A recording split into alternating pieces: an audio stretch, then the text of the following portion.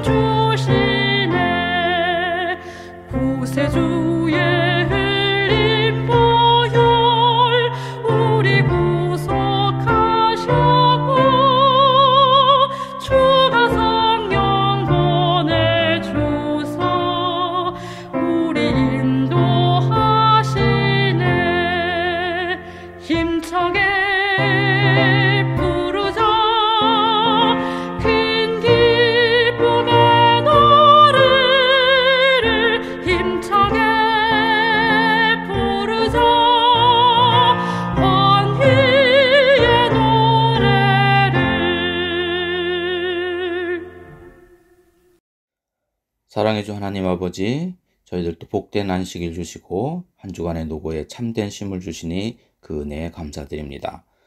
또한 코로나로 인하여 많은 어려움 속에서도 주님의 보호 아래 저희들 강건하게 지낼 수 있도록 인도하심에 또한 감사드립니다. 주님, 특별히 저희 고3 학생들을 위하여 기도드립니다. 대입 수시와 또 얼마 남지 않은 대입 수능 시험을 위하여 열심히 노력하고 있습니다. 함께 하시어 안정된 마음으로 위로받고 감사하는 저희들 될 수 있도록 인도하여 주시옵소서.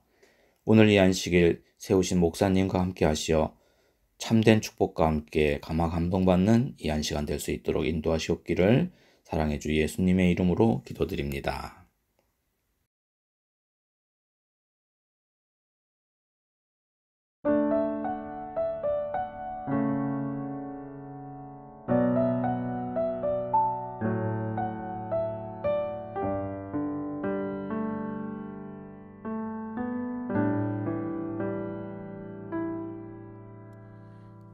찢어진 마음에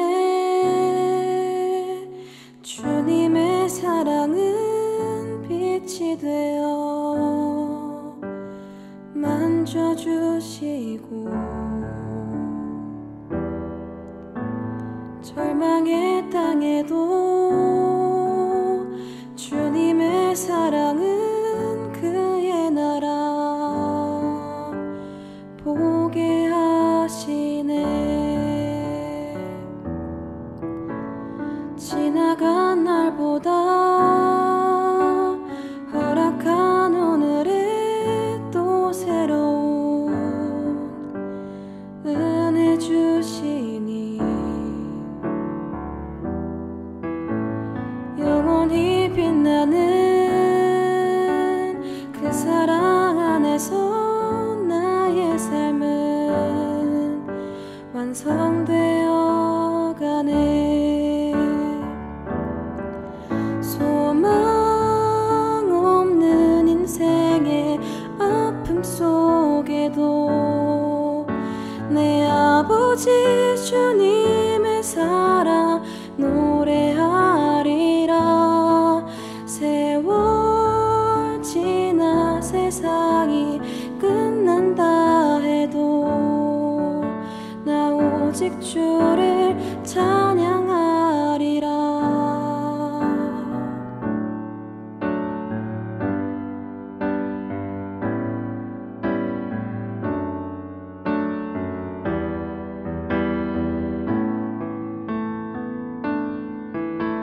지나간 날보다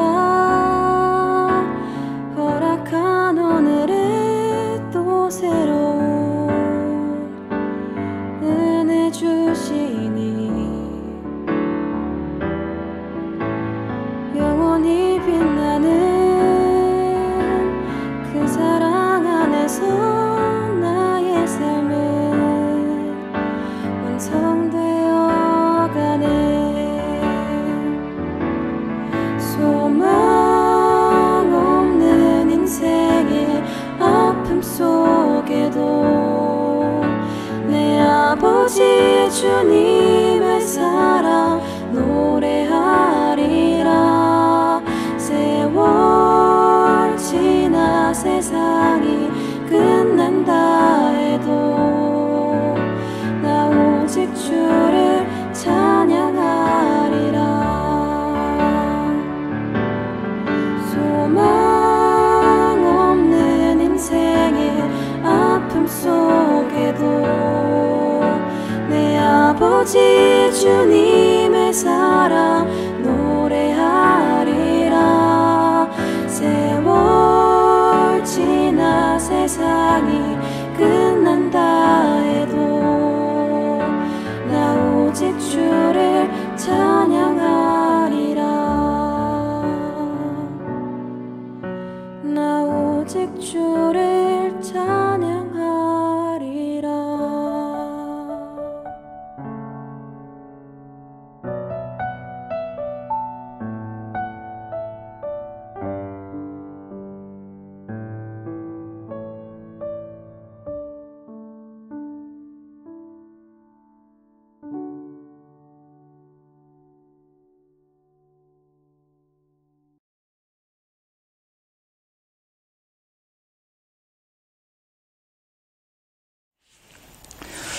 안녕하세요, 성도 여러분.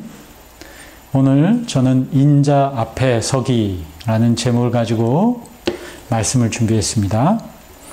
주제 성경 말씀, 하나님의 말씀 누가복음 21장 34절에서 36절에 있는 말씀을 보겠습니다. 너희는 스스로 조심하라. 그렇지 않으면 방탕함과 술 취함과 생활의 염려로 마음이 둔하여지고 뜻밖의 그날이 덫과 같이 너희에게 임하리라. 이날은 온 지구상에 거하는 모든 사람에게 임하리라. 그러므로 너희는 장차 올 이 모든 일을 능히 피하고 인자 앞에 서도록 항상 기도하며 깨어 있으라 하시니라. 예수님께서 마지막 시대를 이야기하시면서 하신 말씀입니다. 여러분, 이 세상에 살면서 제일 불쌍한 사람이 누군지 아십니까? 바울은 이 세상에서 제일 불쌍한 사람이 이런 사람이라고 이야기합니다. 고린도전서 15장 19절에 있는 말씀인데요. 만일 그리스도 안에서 우리가 바라는 것이 다만 이 세상의 삶뿐이면 모든 사람 가운데 우리가 더욱 불쌍한 자이리라. 그러면서 바울은 다른 곳에서 그렇게 얘기하죠. 우리에게 부활이 없다면 우리의 믿음이 헛것이다. 만약에 부활이 없고 이 세상이 아닌 저 영원한 새로운 세상이 없다면 그리스도인으로서 이 세상에 사는 사람이 제일 불쌍한 사람이다 라는 말을 합니다. 그렇죠. 여러분, 이 세상의 삶이 다라면 우리가 뭐하러 이렇게 열심히 신앙생활하며 살겠습니까? 이 세상의 삶이 끝이라면, 이것이 우리의 삶의 전부라면 사실 뭐하러 착하게 살며 뭐하러 좋은 일 하면서 뭐하러 돈 많이 뭐하러 그러겠습니까? 이 세상의 삶이 다가 아니기 때문에 그렇죠. 이 세상의 삶이 다라면 우리가 가장 불쌍한 사람이다. 그 얘기는 거꾸로 이 세상의 삶이 다가 아니기 때문에 우리는 절대 불쌍한 사람이 아니다라는 말씀을 하고 있는 것입니다. 여기 동영상을 하나 보시겠는데요. 스포츠 경기는 결과가 나오기 전까지는 긴장을 늦출 수 없죠. 네 번째 키워드입니다. 끝날 때까지 끝난 게 아니야. 승리를 확신한 듯 관객을 보며 주먹을 불끈 쥐는 이 선수. 앞불사 이때를 놓치지 않고 뒤에서 맹렬히 쫓아온 선수가 먼저 결승선을 쌩 하고 통과합니다. 스페인 발렌시아에서 열린 철인 3종 경기에서 일어난 일인데요. 마테오 부스토스 선수는 마지막 달리기에서 선두를 유지하다가 결승선을 5m 남겨두고 그만 너무 빠른 자축을 하다 우승을 놓쳤습니다. 경기가 끝날 때까지 끝난 게 아니다라는 말이 떠오르는 순간이네요. 여러분, 영상 재밌게 보셨나요? 저는 저 영상을 보면 생각나는 성경절이 하나 있는데요.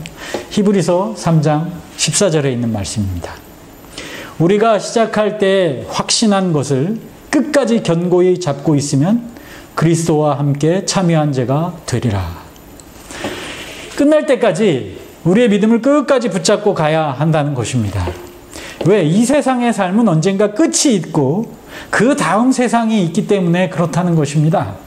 그래서 본문 성경 말씀에서도 인자 앞에 설 때가 있으니까 너희가 그때를 준비하라고 하는 것입니다. 여러분 생각해 보십시오. 그리스도인으로서 살다가 계속 잘 살다가 마지막에 그 믿음을 잃는다면 얼마나 억울한 일이 되겠습니까? 아까 그 운동 경기 선수가 정말 결승전 바로 앞까지 계속 1등으로 달렸는데 마지막 순간에 한눈을 팔고 다른 데 정신이 팔려서 1등을 놓치지 않았습니까? 얼마나 안타까운 일입니까? 우리의 인생에서도 그럴 수 있다는 것이죠. 그래서 인자 앞에 그 날을 바라보면서 살아야 된다는 것입니다. 사실 여러분, 모든 인간은 예수님 앞에 서 있어야 되는 것이었습니다. 그리고 그게 자연스러운 것이어야 되는 것이었습니다. 아담과 하와가 죄를 짓기 전에 에덴 동산에서는 자연스럽게 하나님 앞에 섰습니다. 그러나 죄가 하나님 앞에 서는 걸 자연스럽지 않은 행동으로 만들어버렸습니다. 여러분, 구약에 많은 사람들이 하나님 앞에 섰습니다. 아담과 하와도 하나님 앞에 섰는데 죄로 인하여 결국 그들은 하나님 앞에 당당히 설 수 없게 되었죠. 에녹도 하나님 앞에 섰지만 죄 때문에 그가 직접 하나님 앞에 처음에 설 수는 없었습니다. 아브라함도 그랬고 야곱도 그랬고 모세도 그랬고 여호수아도 그랬고 다니엘도 그랬습니다. 여러분, 모세는 하나님의 뒷모습만 봤는데도 그 광채가 너무 대단해서 모세가 얼굴을 수건으로 가려야 될 만큼 그렇게 하나님 앞에 서는 일은 참 두렵고 어려운 일이 되었습니다. 다니엘은 이상 중에 하나님의 모습을 본 다음에 그 얼굴이 죽은 자 같이 되었다 이렇게 얘기하기도 합니다. 죄를 지은 이후에 어쨌든 인간은 하나님 앞에 제대로 설 수 없는 존재가 되었습니다. 그러나 분명히 예수님은 우리가 다 하나님 앞에, 예수님 앞에 설 때가 올 것이라고 이야기하고 있습니다. 그렇다면 우리는 주님 앞에 설 그날을 위해서 준비해야 되지 않겠습니까? 예수님 앞에 설 날을 위해서 우리는 어떤 준비를 갖춰야 할까요? 첫 번째 중요한 사실은 우리는 모두 어쨌든 하나님 앞에 선다는 것입니다. 하나님 앞에 서는 시간은 크게 두 번의 시간으로, 두 종류의 시간으로 나눌 수 있는데요. 그 첫 번째는 예수님 재림시에 예수님 앞에 선다는 것입니다. 이 예수님 재림시에 예수님 앞에 설 수 있는 세 부류의 사람들이 있습니다. 그 첫 번째 부류는 살아 구원 얻는 성도들입니다.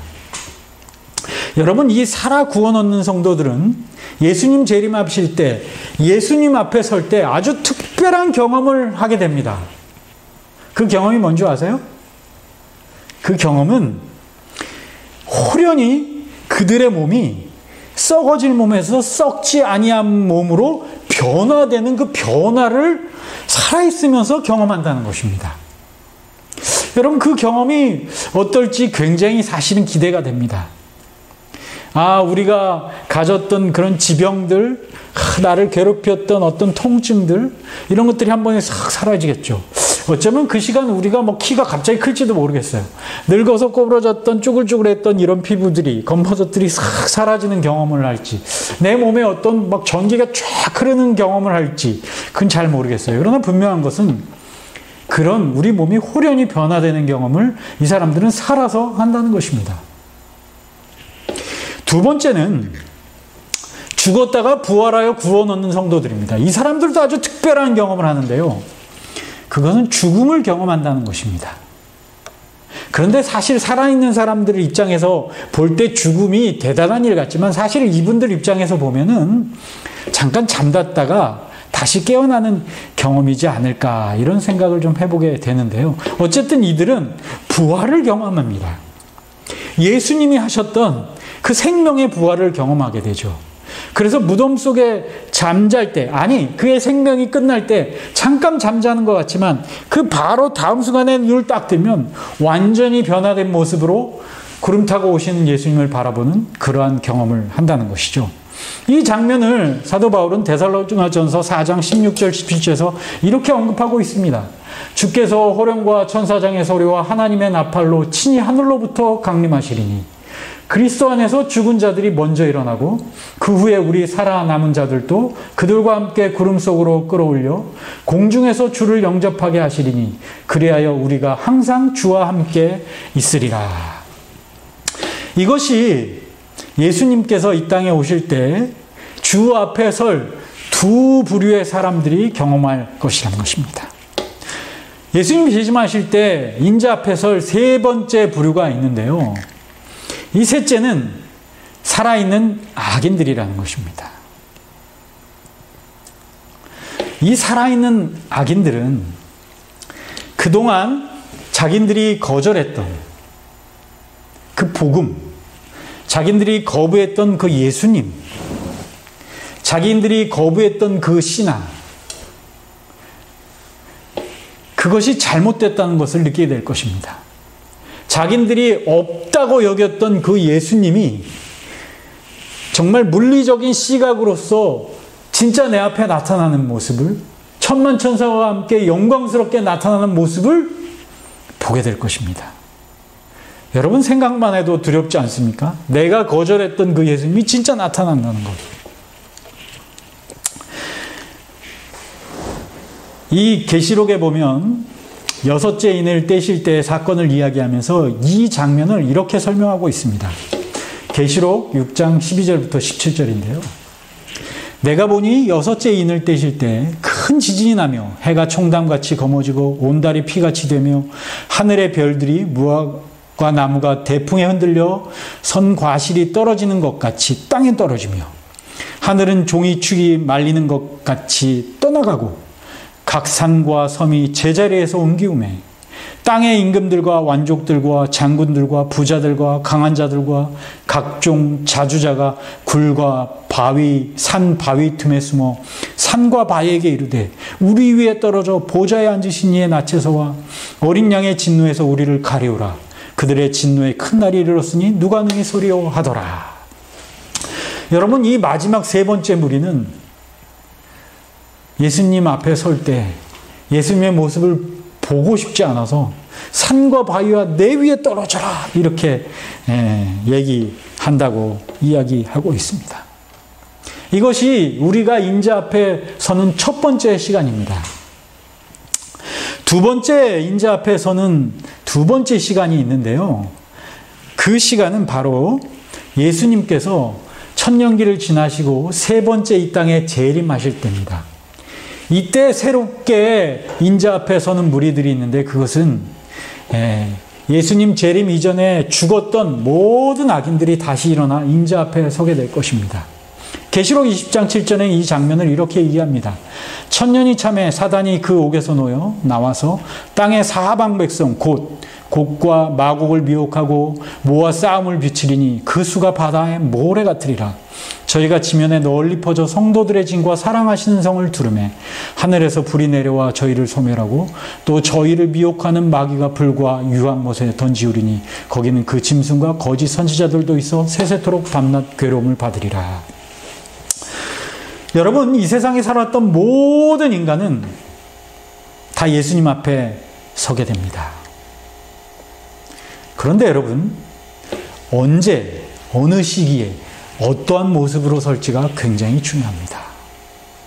여러분은 어떠한 시기에, 어떠한 모습으로 서기를 원하십니까? 아무쪼록 모든 성도 여러분, 예수님께서 재림하실 때 살아서 구원 얻는 성도로 서시든지 아니면 죽었지만 부활한 성도의 무리로 주님 앞에 서시기를 간절히 바랍니다. 우리가 처음 잡았던 그 확신을 끝까지 견고히 해서 인자 앞에 설 때 그 자리에 그때 서시길 바랍니다. 인자 앞에 설 때 정말 두려운 모습으로 두려워하는 모습으로 서지 않게 되시기를 간절히 바랍니다. 주제 성경 말씀에서 그때는 뜻밖의 덫과 같이 임할 것이다 라고 얘기하고 있습니다. 우리가 인자 앞에 서는 시간은 정말 뜻밖의 시간에 될 것이라 라고 얘기합니다. 화이트부인은 그의 주석에서 이 성경절을 이야기하면서 인자의 재림의 정확한 시간은 하나님의 오묘이다 라고 이야기하고 있습니다. 예수님께서 언제 오실지 우리는 모릅니다. 그러나 우리가 생각지 않은 때에 온다고 성경 여러 곳에는 이야기하고 있습니다. 물론 빛의 아들들은 그때를 알게 될 것이다 라고 이야기합니다. 아, 이때쯤 되면 예수님께서 오실 때구나 알 수 있지만 대부분의 세상 사람들은 그렇지 못하다는 것입니다. 그래서 베드로서나 이런 데를 보면 사람들의 주의 오심이 멀리 지체되고 있다고 생각하기도 하며 비웃는다고, 경고를 비웃는다고 얘기하며 또 이렇게 말한답니다.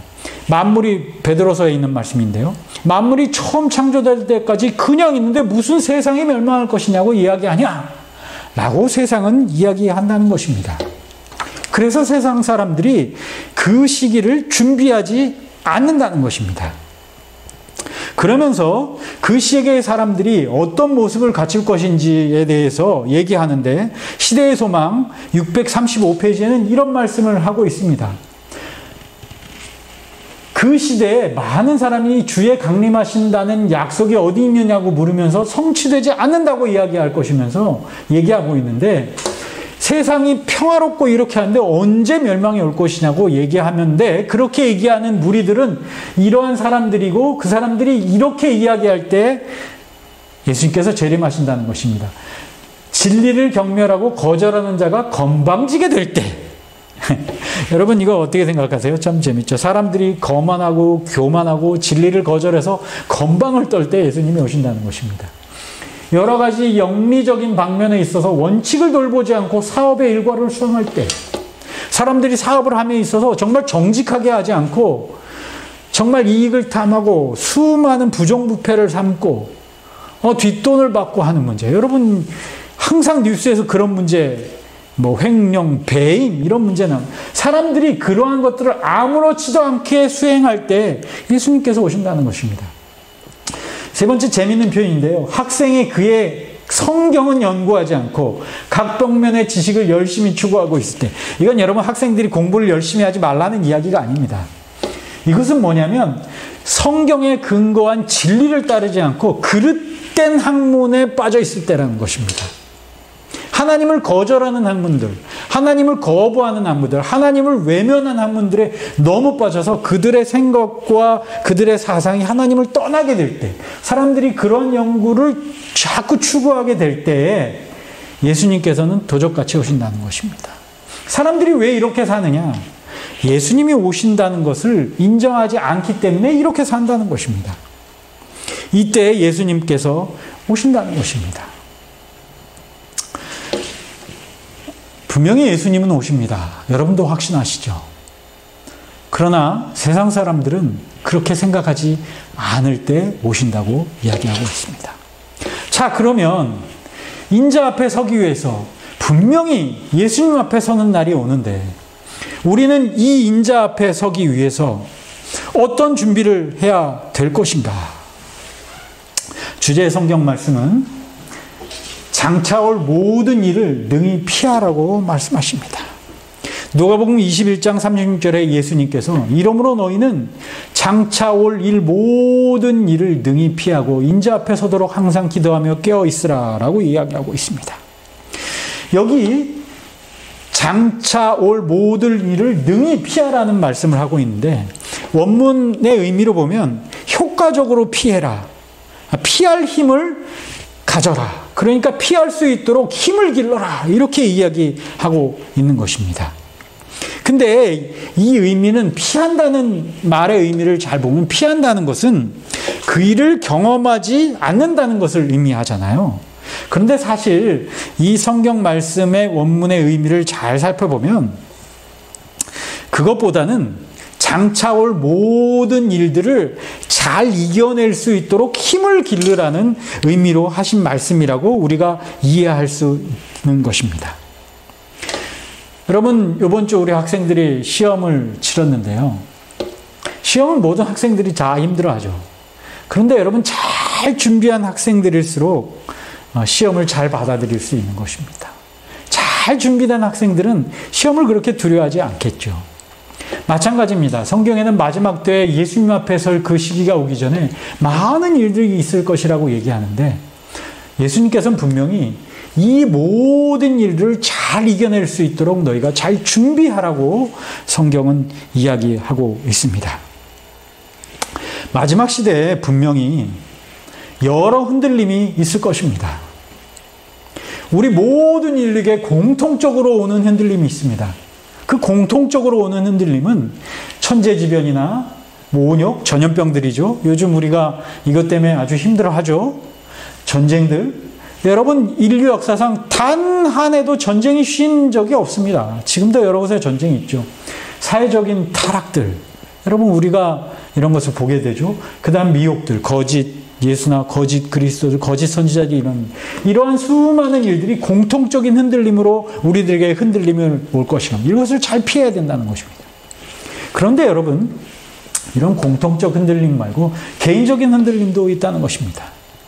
개인적으로 마음의 상처들. 여러분, 현대에 있어서 가장 사람들을 힘들게 하는 질병은 사실 우울증 같은 것인 것 같아요. 이게 질병이거든요. 이런 마음의 상처들, 재물의 유혹들, 돈의 유혹들, 이런 것들. 또 건강의 문제도 우리를 흔듭니다. 여러 가지 몸이 아파서 우리의 영혼이 참 연약해지죠. 마음이 약해지고 신앙이 흔들릴 때도 있습니다. 가족의 문제들, 직장에서의 문제들, 이웃과의 갈등의 문제들, 이러한 개인적인 흔들림들이 우리들 분명히 흔들 것이라고 얘기하고 있습니다. 그런데 여러분, 정말 심각한 흔들림은 마지막 신뢰의 부족입니다. 우리의 믿음이 흔들리는 것이죠. 네. 아까 성경절 기억하시죠? 우리가 처음에 가졌던 그 확신을 끝까지 견고히 잡으면 예수님 오신 날까지 우리가 예수님과 만나는 그 자리에 서게 될 것이다. 가장 큰 흔들림은 신뢰의 부족입니다. 여러분, 예수님을 우리의 구주로 가졌던 그 믿음 위에 끝까지 서시길 바랍니다. 여러분, 그래서 이런 흔들림 속에서도 예수님 앞에 설 때까지 우리가 견고히 서려면 그 자리에 예수님을 반갑게 맞이하는 자리에 서기 위해서 어떻게 하면 될까요? 첫 번째, 믿음의 주여 온전케 하시는 예수를 바라보자는 것입니다. 히브리서 12장 1절 이전에 있는 말씀이죠. 우리 이전에 있었던 구름처럼 많은 수많은 믿음의 선배들이 있다. 그들이 걸어온 길을 한번 바라봐라. 믿음의 주여 온전케 하시는 예수를 바라보자. 그분이 어떤 분이신지 그분을 알고 바라보라는 것입니다. 그분은 우리의 구주시라는 것입니다. 우리의 죄값을 대신해서 우리를 살리기 위해서 십자가에 달려 돌아가신 분이라는 것입니다. 그것을 믿음으로 내가 받아들이면 그것이 예수님의 십자가가 나의 것이 되고 내가 영생을 얻을 수 있다는 그 복음, 그 복음의 주를 바라보라고 성경은 얘기하는 것입니다. 두 번째, 하나님의 말씀을 가지라는 것입니다. 에베소서 6장 13절 17절에 보면 우리가 하나님의 전신갑주를 취해야 되는데 그래야 우리가 능히 사단의 일을 대적하고 모든 일을 잘하고 행한 후에 서기 위함이다. 하나님 앞에 온전히 서기 위해서 전신갑주를 입어야 되는데 그 전신갑주는 진리의 허리띠도 있고 호신경도 있고 복음의 평안의 복음에 준비한 복음도 있고 믿음의 방패도 있고 뭐 있는데 결국은 이게 다 곧 하나님의 말씀이다라고 이야기하고 있습니다. 여러분, 그래서 우리가 말씀을 가까이 해야 합니다. 여러분, 시간이 날 때마다 성경을 읽으시기 바랍니다. 교과 공부 열심히 하시고요. 예배에 참석하셔서 말씀을 들어야 됩니다. 여러분, 성경에도 얘기했죠. 믿음은 들음에서 나고 분명히 들음에서 난다고 했습니다. 그래서 말씀을 가까이 해야 될 필요가 있는 것입니다. 이것이 우리가 서기 위한 준비인 것입니다. 세 번째로 본문의 성경 말씀이 하고 있는 것은 너희가 서기 위하여 항상 기도하며 깨어있으라 라고 이야기하고 있습니다. 첫 번째는 기도하라고 이야기하고 있는 것입니다.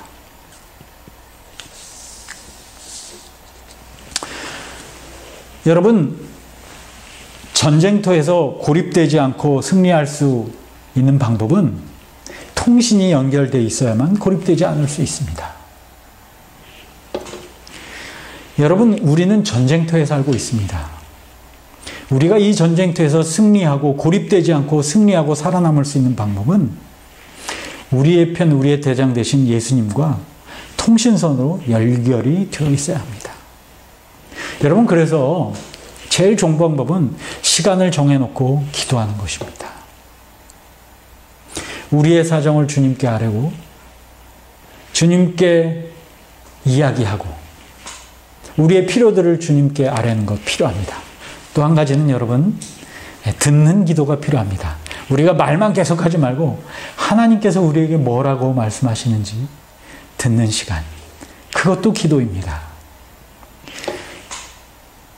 그 기도가 필요합니다.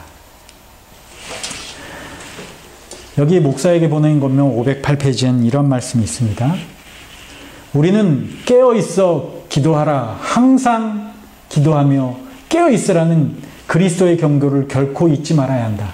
매 순간마다 신령한 대리자와의 연결이 우리의 전진의 필수적이다. 우리는 하나님의 영을 어느 정도 모시고 있을 것이다. 기도와 믿음으로 우리는 끊임없이 더욱 성령을 찾아야 한다. 라고 성경은 말하고 있습니다. 기도는 우리의 의무 이상으로 필수적인 것입니다. 그래서 항상 우리는 깨어 기도해야 됩니다. 그래서 우리가 항상 깨어 기도해서 주님 앞에 서기 위해서 우리는 하나님과의 끊임없는 접촉을 유지해야 됩니다. 응답이 지연될지라도 기도하기를 포기하지 말라고 이야기하고 있습니다. 그래서 끊임없이 기도하는 모습이 우리에게 필요하다는 것입니다. 그리고 열심히 일하면서 기도해야 된다고 얘기하고 있습니다. 두 번째는 깨어 있어야 한다는 것입니다.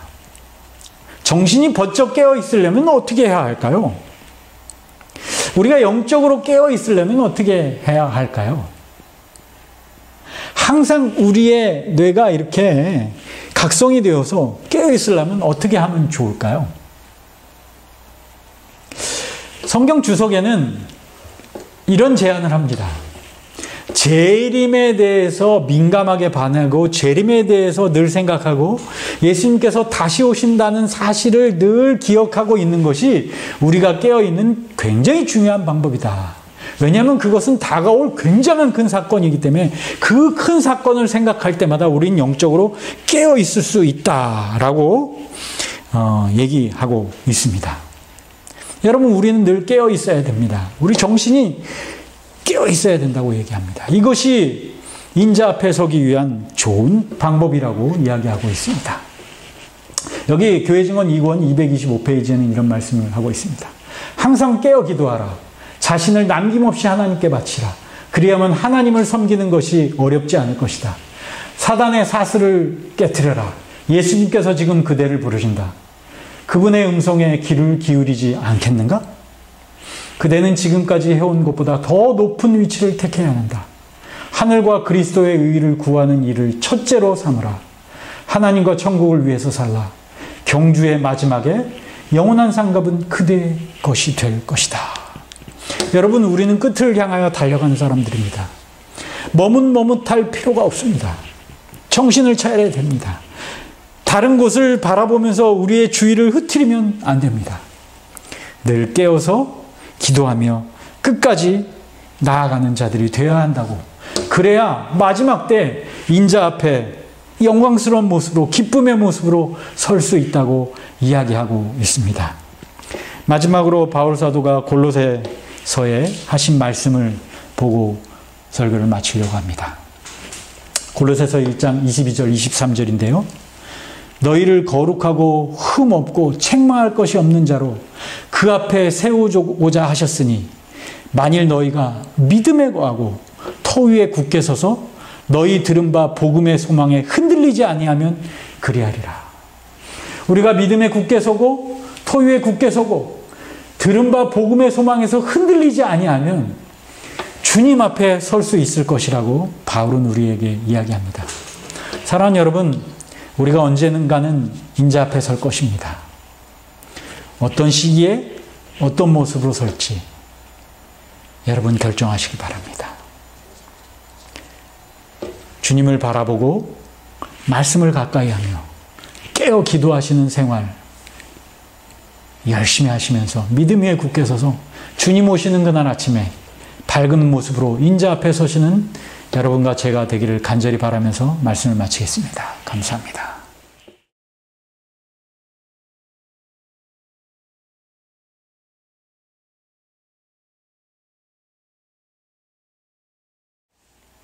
사랑하는 우리들의 아버지 하나님, 주님 오시는 그날 인자 앞에 영광스러운 모습으로 주님 앞에 설 수 있는 우리 모두가 되도록 인도하여 주시옵소서. 이제는 우리 주 예수 그리스도의 은혜와 아버지 하나님의 무한하신 사랑과 성령님의 강동 교통하심이 우리 모든 성도들에게 함께하여 주시옵기를 주님 예수님 거룩하신 이름 받들어 간절히 축원하옵나이다. 아멘.